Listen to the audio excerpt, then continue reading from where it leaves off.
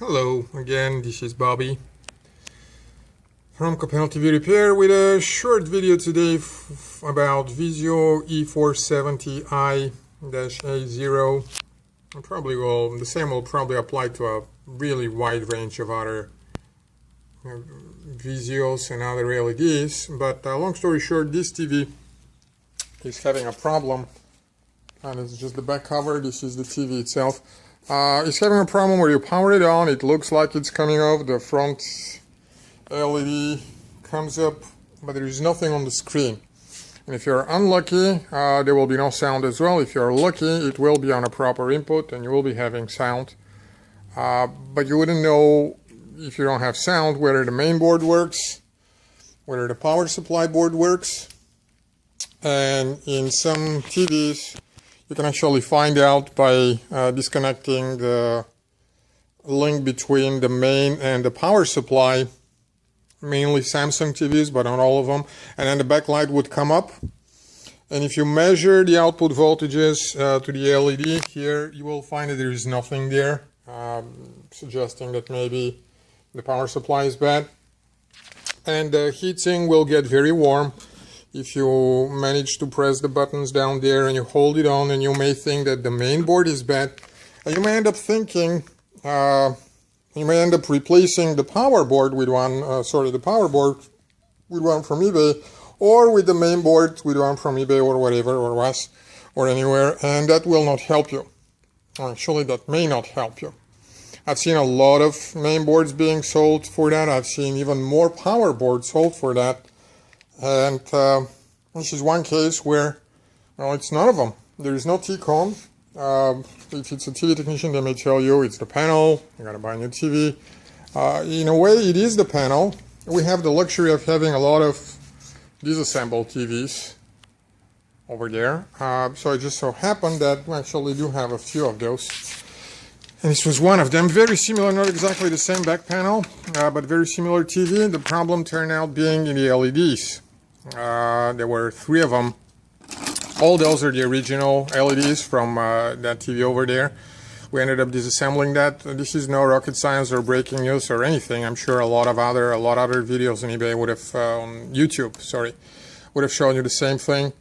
It's just something that a particular knowledge that may have helped particular somebody. Now what we've done is we've opened the LED and started searching one by one. There is a more intelligent way, but in this particular case we tested the LEDs one by one to see which ones are bad. And you can see how I don't know if you can see, let me see if that is showable here. How we scratch the surface when we test with a probe. Basically we just use a voltmeter and find the cathode and the anode of the diode just by scratching the surface over distances so that we can get both of them. For each one we just go one by one, and they light up. If you measure them as simple diodes, they actually do light up if they're good. And we found 3 on 3 different strips. Let me see if I'll be able to find some of them. Yeah, like this one here, that we subsequently marked as bad. Many times before I have seen the LED just getting brownish, and you can tell that it was burnt. Now they're designed, when they fail, to fail and short out instead of blow open like a fuse. And the reason they're designed that way is because they're connected in series, very much like the bulbs on a Christmas tree. And if one of them opens, the whole circuit ends up malfunctioning, and that's not good. On the other hand, because they're driven by a device that monitors and tries to set to a particular value the current through them, it is an automatic current metering device. Is called current driver.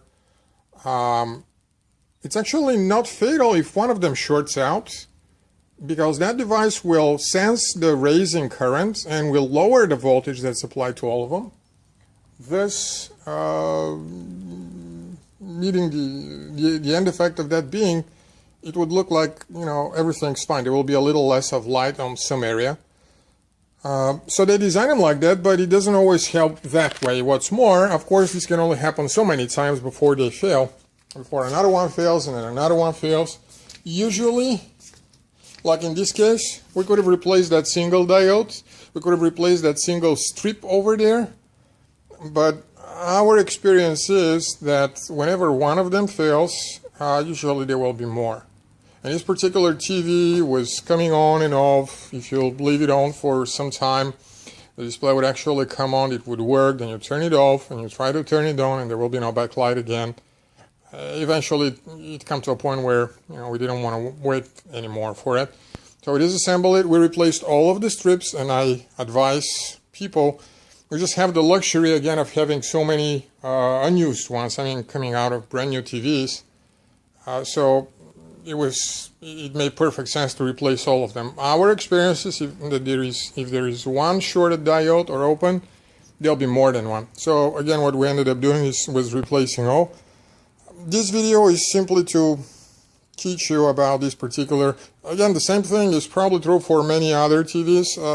One more interesting thing is some power supplies, when the circuit is open, as it was in this case, they will leave the output voltage at the high end or the low end, usually the high end, on the output, and testing them for voltage present, you can actually find out, oh yeah, it is there, it is fine.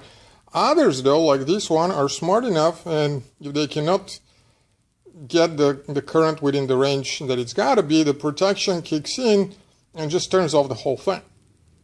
And this is why you may or you may not find out for sure whether it's the lamps or the power supply just by measuring the output voltage.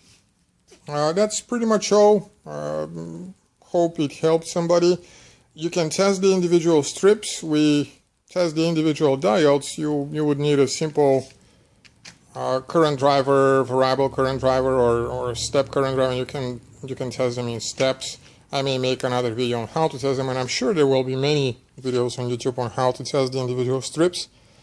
That is all for the moment. I hope it was helpful, and good luck in your repairs.